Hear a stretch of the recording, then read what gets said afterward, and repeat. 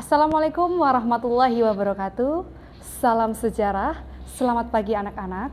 Berjumpa lagi dalam video pembelajaran sejarah peminatan bersama Ibu Aning. Ya, hari ini Bu Aning akan menjelaskan materi dari sejarah peminatan. Untuk itu, anak-anakku yang berada di rumah dan di seluruh Indonesia dapat menyimak dengan baik ya. Pada materi kali ini, Bu Aning akan menjelaskan mengenai perlawanan rakyat Republik Indonesia terhadap pendudukan Jepang. Materi ini adalah materi dari kelas 11 IPS. Ini adalah beberapa perlawanan Republik Indonesia, rakyat Republik Indonesia terhadap pendudukan Jepang. Yang pertama, ada perlawanan rakyat Aceh. Yang kedua, ada perlawanan rakyat Singaparna. Yang ketiga, ada perlawanan rakyat Indramayu. Yang keempat, ada perlawanan rakyat Kalimantan. Dan yang kelima, ada perlawanan rakyat Papua. Yang terakhir, ada perlawanan peta di Blitar. Untuk yang pertama, Bu Aning akan menjelaskan materi dari perlawanan rakyat Aceh. Perlawanan rakyat Aceh pada Jepang terjadi tahun 1942. Perlawanan rakyat Aceh dipimpin oleh Tengku Abdul Jalil. Tengku Abdul Jalil ini adalah ulama muda di daerah Chot Pileng. Penyebabnya apa? Penyebabnya yaitu adanya pembentukan kebijakan Seikeirei. Kebijakan Seikeirei yang diterapkan oleh pemerintahan Jepang ini dianggap melanggar dari ajaran Islam. Kemudian, cara melawan dari rakyat Aceh yaitu rakyat Aceh melakukan dakwah untuk mengajak semua rakyat Aceh memboikot kebijakan dari Jepang itu. Seikeirei sendiri yaitu sikap hormat dan membungkukkan badan kepada matahari yang dilakukan setiap pagi. Serangan Jepang ke Chot Pileng dilancarkan pada tanggal 10 sampai 11 November 1942. Tengku Abdul Jalil membangkitkan semangat rakyat Indonesia melalui ceramahnya. Kemudian, Jepang terus-menerus melakukan serangan sampai berhasil menghancurkan masjid dan pertahanan dari Chot Pileng. Lalu, Tengku Abdul Jalil meninggal dalam sebuah pertempuran pada tanggal 13 November 1942. Perlawanan rakyat Aceh ini tidak hanya berhenti ketika dipimpin oleh Tengku Abdul Jalil. Perlawanan itu muncul lagi di bawah pimpinan dari Teku Hamid. Untuk mengatasi perlawanan dari Teku Hamid, ternyata pemerintahan Jepang mengancam akan membunuh semua keluarga para pemberontak apabila tidak mau menyerah. Karena adanya ancaman itu, beberapa pemberontak akhirnya menyerah dan Jepang berhasil menumpas perlawanan tersebut. Kemudian yang kedua, Bu Aning akan menjelaskan perlawanan rakyat Singaparna di Jawa Barat. Perlawanan rakyat Singaparna ini dipimpin oleh Kiai Haji Zainal Mustafa.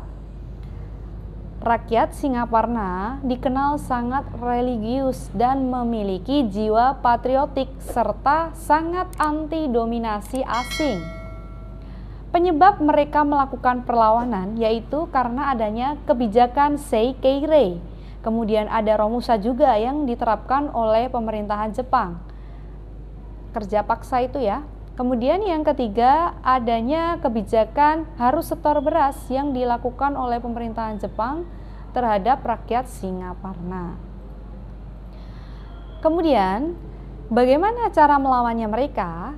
Cara melawan rakyat Singaparna ini yaitu dengan cara memboikot kebijakan Jepang kemudian membentuk pasukan tempur Sukamana yang dipimpin oleh Najmuddin.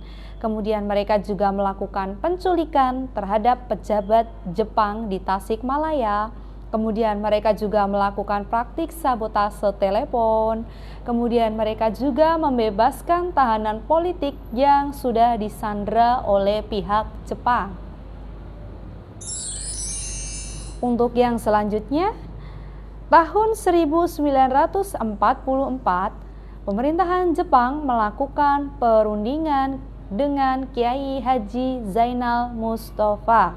Akan tetapi, Kiai Haji Zainal Mustafa ini menolak dan malah melakukan pelucutan terhadap senjata pasukan Jepang. Perundingan kedua ini juga ditolak oleh Kiai Haji Zainal Mustafa karena dari utusan Jepang itu berlaku sombong dan congkak. Dari pihak Jepang sendiri bersikap sombong dan juga congkak. Kemudian akhirnya Jepang memutuskan untuk menggunakan kekerasan terhadap Kiai Haji Zainal Mustafa. Terjadilah pertempuran besar pada tanggal 25 Februari 1944. Pada akhirnya, Kiai Zainal Mustafa berhasil ditangkap oleh pemerintahan Jepang dan dijatuhi hukuman mati. Anak-anakku pecinta sejarah yang berbahagia, untuk materi selanjutnya Bu Aning akan menjelaskan perlawanan peta di Blitar. Penyebab adanya perlawanan rakyat Indonesia peta di Blitar, yang pertama, karena adanya pemerasan ekonomi yang dilakukan oleh pemerintahan Jepang. Kemudian yang kedua, adanya direndahkannya status perwira. Kemudian yang ketiga ada Romusa. Lalu yang terakhir adanya kekecewaan terhadap perlakuan Jepang pada pekerja Romusa. Pertempuran besar peta dengan Jepang ini terjadi pada tanggal 29 Februari 1945. Bagaimana cara melawan dari pihak peta sendiri? Cara melawan dari pihak peta ini sendiri yaitu yang pertama, mempersenjatai mortir. Kemudian yang kedua, mereka juga mengumpulkan senapan mesin dan juga granat.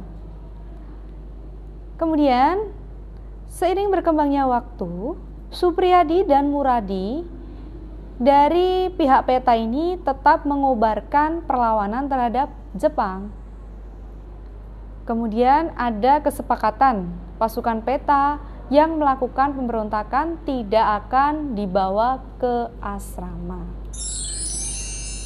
Kesepakatan ini disetujui oleh Supriyadi dan Muradi, lalu dilaporkan ke Surahmat. Mereka berhasil ditangkap dan ditawan di daerah Kempetai, Blitar. Lalu mereka diadili oleh pemerintahan Jepang dengan dijatuhi hukuman mati. Yakni siapa aja yang dijatuhi hukuman mati? Yang pertama ada Dr. Ismail, yang kedua ada Muradi, yang ketiga ada Suparyono, dan sebagainya. Sedangkan nasib dari Supriyadi ini sendiri sampai sekarang tidak diketahui ya nasibnya setelah pemberontakan tersebut. Nah, anak-anakku pecinta sejarah yang berbahagia, nilai positif yang dapat kita teladani dan kita ambil dari tokoh perlawanan rakyat Indonesia terhadap Jepang adalah dari nilai positif perjuangannya anak-anak, seperti bagaimana kerjasamanya, bagaimana kerja kerasnya, dan pantang menyerahnya, serta mereka selalu berani mengambil resiko. Oke, sudah selesai materi pada pembelajaran video hari ini. Sebelum Bu Aning tutup, saya ucapkan terima kasih sebesar-besarnya kepada anak-anakku semua yang telah menyimak penjelasan Bu Aning hari ini dengan baik. Tetap semangat, tetap belajar di rumah. Jangan lupa terus menjaga imunitas tubuh kalian agar kalian selalu diberikan kesehatan oleh Allah SWT. Terima kasih. Saya tutup dulu. Sampai berjumpa pada video pembelajaran sejarah peminatan selanjutnya. Assalamualaikum warahmatullahi wabarakatuh.